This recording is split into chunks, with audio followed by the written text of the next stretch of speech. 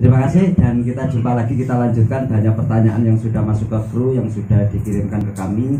Ini lagi-lagi jatah saya ini memang senengnya nopo moga-moga mboten ngerjani maringi Gus soal gitu.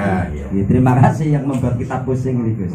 Assalamualaikum Gus, mau tanya bagaimana hukumnya bagi seorang wanita yang lagi haid, hamil atau menyusui anaknya dalam puasa Ramadan. Nah, terus untuk mengganti puasanya itu bagaimana? Misalkan dia tidak puasa. Ya. Maten Gus, ini pertanyaannya dari Mbak Ferry lagi. Ferry SMKP Korwil Cikarang. Ya. Satu dulu atau gimana Gus? Satu dulu. Nanti. Ya. Moga-moga. Kalau tidak ada pertanyaan yang serupa, kita jawab satu. Puasanya tentang masalah qadha puasa dalam kondisi orang yang sedang hamil atau menyusui. Nah, ini penting kita sampaikan bahwasanya orang yang hamil atau menyusui ketika dia tidak berpuasa ini ditafsir. Jadi ada perincian di sini. Ketika dia khawatir hanya dengan dirinya sendiri, saya khawatir nanti kalau saya tetap puasa ibunya kan nggak mungkin bapaknya yang hamil ya, jadi jelas itu ibunya. Jadi ini perlu saya pertegas ya. Siap. Jadi bahwasanya ketika seorang ibu yang sedang hamil atau menyusui ini sama, hukumnya sama. Ketika dia khawatir dengan dirinya sendiri, saya khawatir nanti lemes karena sedang hamil atau saya sedang menyusui, maka dia nanti hanya cukup mengqadhanya saja. Ya, Cukup mengqadha ya, saja. mengqadha saja. Tapi kalau yang dikhawatirkan itu anak yang dalam kandungan bagi ibu hamil atau anak yang disusui bagi ibu yang menyusui. Ketika yang dikhawatirkan anaknya, contohnya nanti saya takut kalau keguguran misalnya. Atau saya takut ketika bagi ibu yang menyusui, biasanya kan kalau kadang-kadang ada anak yang ketika menyusu kepada ibunya dan ibunya ini tetap melaksanakan puasa, kadang-kadang ada efek ke anak, ada pengaruh ke anak. Misalnya dia dalam BAB-nya tidak baik, ya. Saya tidak akan mengatakan mencret, tidak, karena kayaknya terlalu vulgar sekali. Saya tidak akan mengatakan mencret. Iya. Jadi itu masalah ini penting karena apa? Ketika khawatir ini anaknya BAB-nya jadi tidak baik, buang air besarnya tidak baik. Terus bagaimana? Nah, kalau yang dikhawatirkan itu anaknya, baik yang dalam kandungan ataupun yang disusui, maka ibu ini nanti wajib mengqadha dan membayar fidyah. Setiap hari 1 mud atau sekitar kurang lebih 7 ons. Kalau sekarang 7 on. Iya. Mentah atau matang? Mentah atau matang? Mentah. Iya. Kalau matang nanti buat bapaknya saja. Iya, yang matang-matang ya. Ya. Kadang-kadang bapaknya juga yang matang, kadang-kadang juga yang mentah juga. Jadi ini perlu kita pahami bahwasanya kafarah ya, kafarah dalam membayar itu adalah makanan pokok ya. Jadi makanan pokok itu dalam bentuk mentah diberikan kepada fakir miskin ya. Mungkin itu bisa menjawab untuk Mbak Fitria di Cikarang. Masya Allah. Ya. Terima kasih Gus. Semoga ini yang penanya khususnya Mbak Fitria dan umumnya kita yang mendengarkan keterangannya bisa menambah ilmu kita. Amin. Tentang urusan ibu dan calon bayinya atau ibu dengan yang disusuinya. Ya. Ada lagi nih Gus. Assalamualaikum Pak. Waalaikumsalam. Sebelumnya perkenalkan, nama saya Uswatun Hasanah. Oh Bu, iya. Apa Mbak ini? Ini yang bertanya Ibu. Oh Ibu. Tulisannya, ya. Semoga Ibu lah. Syukuran Mbak. Iya. Uswatun Hasanah dari Argopeni. Iya. Saya mau bertanya agar bisa dijawab. Mohon dengan panjang ini Gus. Mohon bisa dijawab dengan panjang. Yang pertama, karena ini pertanyaannya panjang Gus. Satu orang bertanya sampai 7 baris, ini luar biasa. Yang pertama, bagaimana pendapat Gus Nur Fauzan jika lelaki tidak berpuasa karena pekerjaan yang berat? Ini yang pertama Gus. Yang kedua, amalan apa saja yang dianjurkan saat menjelang sahur dan buka puasa. Yang ketiga, hal-hal yang harus kita jauhi ketika berpuasa itu apa. Yang keempat, keutamaan tadarus Al-Quran di bulan Ramadan. Terus yang kelima, bagaimana jika sholat taraweh kita tidak lengkap dan masih bolong-bolong, apakah kita sama saja tidak meraup pahala? Ya, mungkin dari yang dimaksud jumlahnya, Gus. Terus yang keenam, apakah lebih utama jika kita mendahulukan sholat maghrib daripada berbuka puasa? Yang ketujuh, jika dalam siang hari kita kadang-kadang mengeluh karena haus dan lapar, bagaimana pahala puasa kita? Berkurang atau bagaimana? Ya, ini pertanyaan dari satu orang, Gus. Tapi banyak. Ya banyak ini yang saya kaget, tapi untung kita serupa. Ya, semoga nanti bisa secara ringkas, padat bisa dijawab dan menjadi paham yang bertanya dan kita semua. Moga Gus langsung. Nih, yang pertama adalah masalah orang yang berpuasa dalam keadaan melaksanakan pekerjaan yang berat. Nah, sehingga dia tidak berpuasa. Saya mengambil keterangan dari Syekh Muhammad Nawawi Al-Bantani dalam karyanya, yaitu kitab Nihayatul Zaid fi Irsyadil Muqtadin. Di situ dijelaskan, ya, orang yang bekerja berat itu dikiaskan dengan orang yang sakit. Ya, falil maridi salah satu akhwal. Ya, maksudnya saya terjemahkan, ulama membagi 3 keadaan orang sakit. Pertama, kalau misalnya penyakitnya diprediksi kritis, ya, yang membolehkannya tayamum, maka penderita justru makruh untuk berpuasa. Jadi sakit yang menyebabkan dia boleh tayamum, maka dia makruh berpuasa. Yang kedua, makruh gitu. Iya, makruh justru malah makruh berpuasa. Yang kedua, jika penyakit kritis itu benar-benar terjadi atau kuat diduga kritis, atau kondisi kritisnya dapat menyebabkan kehilangan nyawa, ya, atau menyebabkan disfungsi salah satu organ tubuhnya, maka penderita haram berpuasa. Kalau sampai penyakitnya sangat berbahaya, kalau dia sangat berpuasa bisa menyebabkan kematian misalnya, itu maka dia justru haram berpuasa. Ya, ini bisa kita kiaskan dengan sholat Jumat tadi. Ketika suatu kewajiban itu justru malah membahayakan dirinya, dia malah dilarang untuk melaksanakan ibadah itu, karena hifdzun nafsi itu dari yang utama. Yang ketiga, kalau sakitnya ringan, yang sekiranya tidak sampai keadaan kritis, yang membolehkannya tayamum, penderita haram membatalkan puasanya, dan tentu wajib berpuasa sejauh ia tidak khawatir penyakitnya bertambah parah. Nah, ini sama statusnya oleh Syekh Nawawi Al-Bantani Al-Jawi. Itu dikiaskan dengan orang-orang yang bekerja ya, seperti buruh tani, ya, buruh kasar dan sebagainya. Itu jadi kalau memang sudah tidak kuat dalam melaksanakan puasa karena pekerjaannya sangat berat, sampai titik tidak kuatannya dia, dan sehingga bisa membahayakan tadi, maka dia tadi bisa makruh berpuasa atau bahkan haram berpuasa, ya, tapi tetap nanti mengkodok.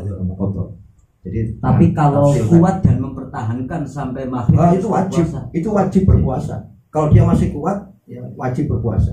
Karena orang yang terkena kewajiban puasa diantaranya adalah orang yang kuat dalam berpuasa. Ingat, Allah menyampaikan la yukallifullahu nafsan illa wus'aha. Bahasanya Allah tidak akan membebani kepada seorang kecuali sesuai dengan kemampuannya. Jadi Allah itu Maha Penyayang, Allah Maha Pengasih. Ya, dalam kondisi tertentu ada rukhsah, ada keringanan yang diberikan. Jadi kalau itu sampai membahayakan, boleh tidak berpuasa kalau sampai membahayakan dirinya. Jadi ini penting untuk kita. Bahkan di rentetan ayat yang menjelaskan tentang puasa tadi, ada ayat la yuridullahu bikumul yusra wa la yuridu bikumul usra, yang artinya Allah menghendaki kemudahan dan Allah tidak menghendaki kesulitan. Makanya kita jangan sampai mempersulit diri sendiri. Tapi memang ini awas, hati-hati, jangan salah paham. Ini benar-benar dalam keadaan pekerjaan yang sangat berat, ya. yang dia akhirnya tidak mampu, dalam titik terakhir dia tidak mampu. Yang masalah itu ya mohon maaf, yang masalah kadang-kadang beratnya menurut standarnya. Nah iya. Ini yang Jadi belum apa-apa sudah berat ya, puasa, kencot, lapar, berat. ya haus misalnya. Atau kadang-kadang ada orang sakit juga. Ini benar terjadi, saya pernah menjumpai. Gimana tuh? Ada orang yang nggak puasa, ini teman. Katanya, kenapa kamu nggak puasa? Ini tangan saya habis kena peso katanya. Keperang, bahasa Jawanya keperang. Hubungannya dengan Iya. Nggak puasa gara-gara keperang. Ini kan ngabur. nek kula panunen Sakit kulit nggak puasa, ini jelas tidak boleh. Makanya ini harus kita tekankan bahwa ingat itu menurut kemampuan sampai titik akhir kemampuannya, maka dia tetap wajib berpuasa kalau selama masih mampu.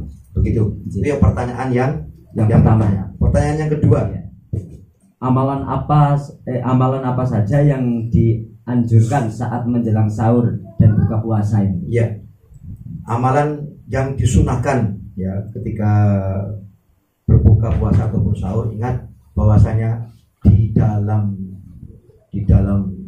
buka puasa itu disunahkan takjil. Takjil itu menyegerakan berbuka puasa. Takjil itu menyegerakan berbuka puasa. Bukan makan ya? Iya, berbuka.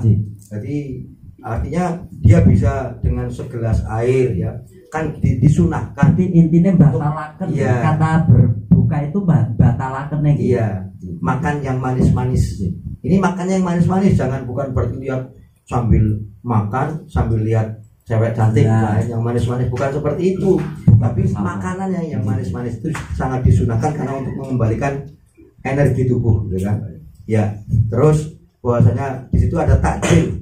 Nah ini seringkali akhirnya kalau di daerah Jawa sini kan, nggak tahu kalau di luar Jawa atau di luar negeri ada atau tidak. Di Malaysia seperti tadi ada penanya di Malaysia, apakah mungkin sama atau tidak? Kalau di daerah Jawa sini kan ada istilah tajilan. Nah, jadi nama makanan. Tajilan itu jadi nama makanan. Makanan menjelang berbuka puasa namanya tajilan. Padahal itu dari kata takjil, untuk menyegerakan berbuka puasa. Arti sebenarnya itu? Iya, segera berbuka puasa. Jangan sampai kita akhirnya belum sholat maghrib gara-gara sibuk mencari tajilan. Nah, kadang-kadang kita malah ketika ada tajilan itu seolah-olah semacam sajian itu banyak sekali. Ada es degan, ada es dawet, ada kolak dan sebagainya. Memang ketika kita lagi berpuasa melihat hal seperti itu kita kepengen. Tapi ketika kita sudah minum satu gelas, biasanya keinginan itu hilang. Makanya kita semoga puasa kita bukan puasa ancaman. Kapan maghrib gitu kan? Dan bukan pemburu takjil. Iya, bukan pemburu takjil. Tajilan. Iya, jadi makanya kalau takjil itu disunahkan gitu ya. Tajilan. Ya, jadi insyaallah ini adalah hal-hal yang disunahkan ketika berbuka puasa. Dan ingat, ada doa yang disunahkan sebelum kita berbuka puasa. Allahumma lakasumtu wa bika amantu wa ala rizqika aftartu zahabad dhama'u wa btallatil uruqu wa thabbatal ajru insyaallah ta'ala. Yang lengkap. Ini sekarang kemarin ada yang menyampaikan bahwa nggak disunahkan itu hanya la Allahumma lakasumtu wa bika amantu wa ala rizqika aftartu. Tidak, itu disunahkan sampai akhir tadi. Disunahkan sampai akhir. Itu bagi orang-orang yang berbuka puasa. Ini ada hubungannya dengan pertanyaan tadi yang buka dulu apa sholat maghrib dulu gitu kan. Nah, kita memang di luar masalah ini, Nabi pernah menyampaikan ketika kita mau sholat tapi makanan sudah tersaji, maka kita lebih baik makan dulu daripada sholat ketika makanan sudah tersaji ya. Tapi kan ini dalam keadaan sholatnya masih panjang waktunya.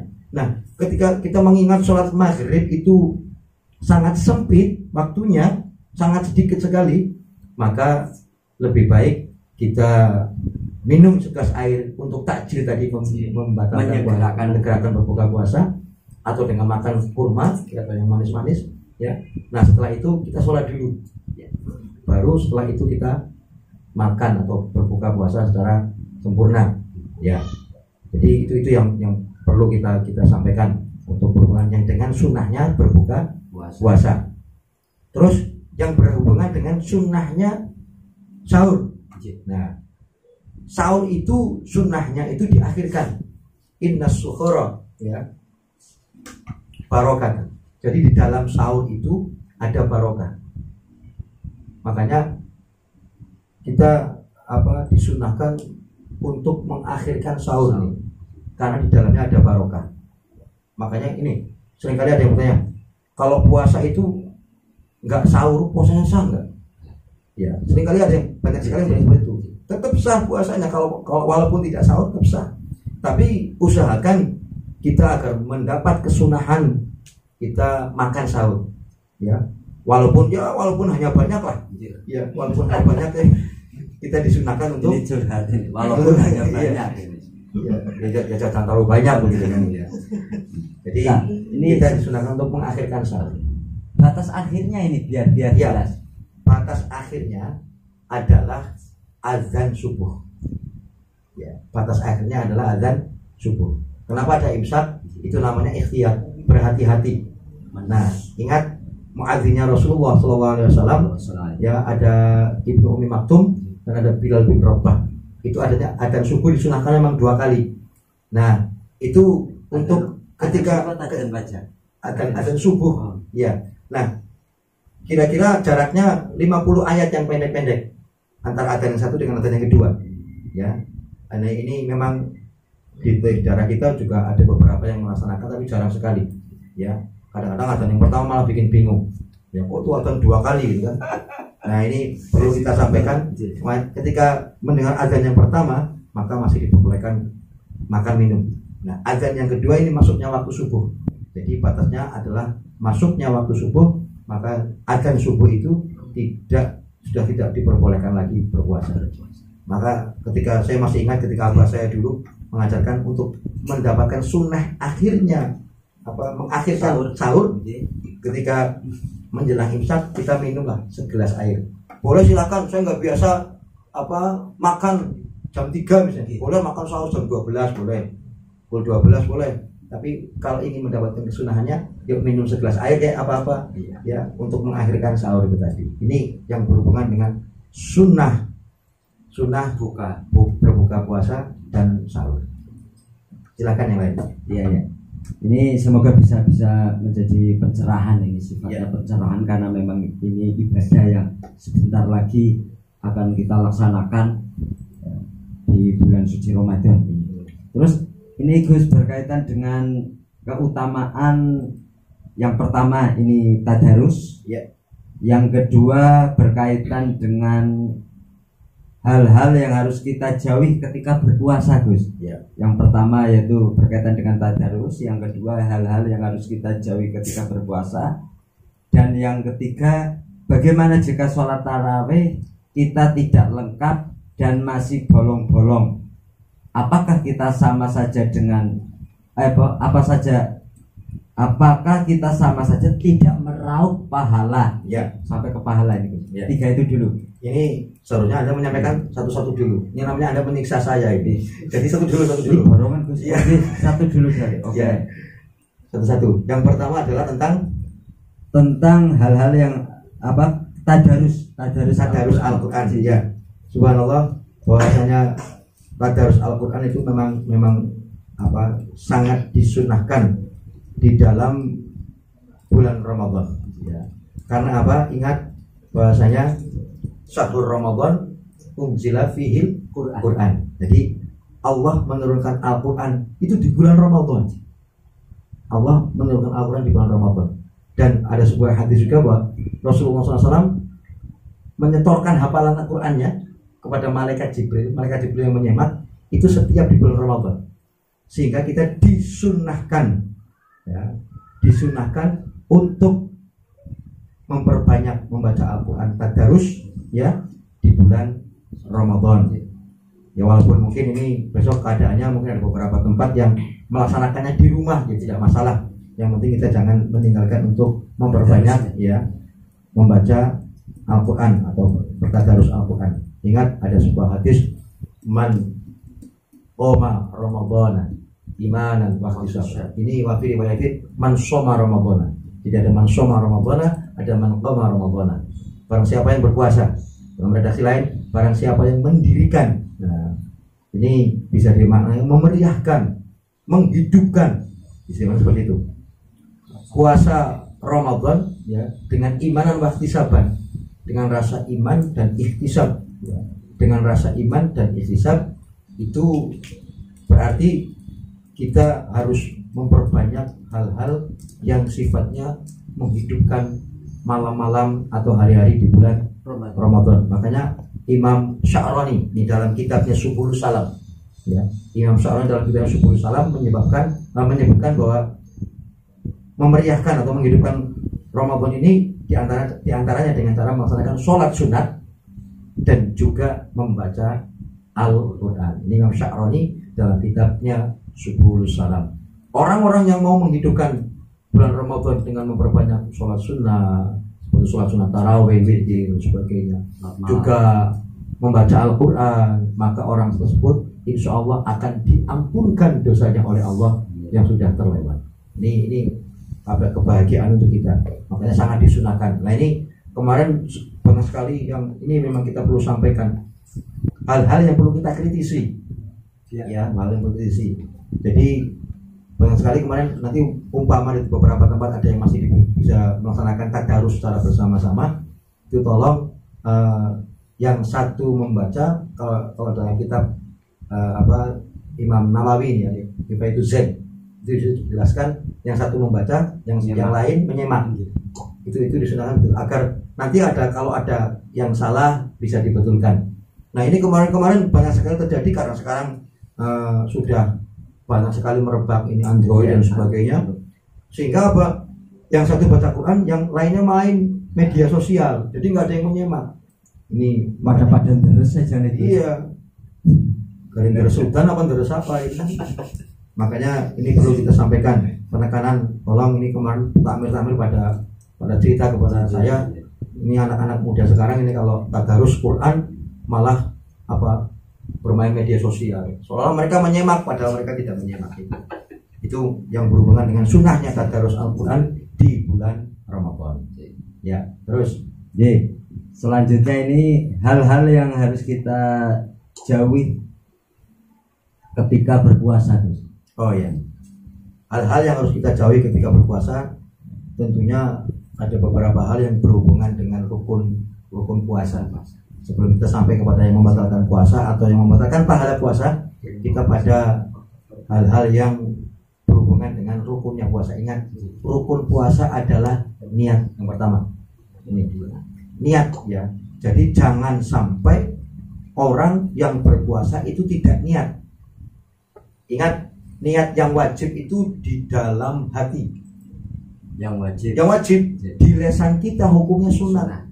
Jadi jangan sampai kita, biasanya kalau ada yang setelah sholat tarawih, nawaitu shoma khutin adai fardhi syahr ramadhani hadhihi sallallahu ta'ala, hanya di lisan saja tapi hatinya nggak niat.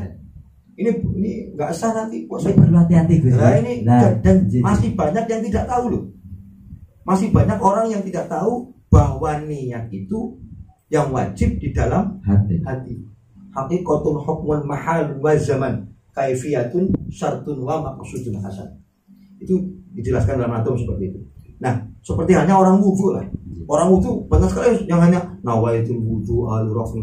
Dalam hati tidak niat, padahal dia harus niat di dalam hatinya, niat wudu bareng dengan dikerjakan. Ketika dia membasuh muka, ketika membasuh muka, dia niat dalam hati, saya niat berwudu untuk menghilangkan hadas kecil, fardhu ta'am. Nah, sama ketika orang sholat, Allah dalam hatinya, saya niat sholat maghrib misalnya, fardhu, ini cukup ya. Nanti kalau makmum ya ditambahin makmum dan sebagainya. Nah ini banyak sekali orang tidak tahu, ketika berpuasa pun hanya di dalam lisannya saja niatnya. Nawa itu semua, padahal dalam hati kita niat harus, saya niat berpuasa esok hari melaksanakan puasa bulan Ramadan karena Allah. Ingat besok hari, jangan seperti yang dulu. Niat ingsun puasa dino ngesuk esok puasa awalnya mah lah. Ini gara-gara pada mengkoplak. Ya santri koplak nah itu salah. Oke, nah ini Gus catatannya tadi sebelum kita lanjutkan tadi menarik ini yang sering memang kita lihat atau ada di lingkungan kita berkaitan dengan niat puasa ini. Kadang-kadang setelah di majelis-majelis di masjid-masjid mushola itu kan memang setelah sholat rawih itu sering lafaz bersama-sama. Dari sisi pembelajaran mungkin baik ya untuk mengingatkan. Tapi yang menjadi masalah ketika tadi menurut Gus ketika tidak sampai ke hati, karena utamanya niat itu ada di dalam hati, sering malah jadi seremoni. Ini yang menjadi catatan. Seremoni artinya menjadi tradisi. Terawih ya niat, tapi ini kalau tekan hati lah tadi yang masalah. Terima kasih Gus itu. Terus bisa menjadi yang perlu dijaga lagi adalah yang membatalkan puasa. Nah itu apa saja itu? Yang membatalkan puasa. Apa saja yang membatalkan puasa? Kita teruskan nanti. Ya, kita lanjutkan nanti untuk hal-hal yang membatalkan puasa. Kita kembali ke iklan dulu untuk ada.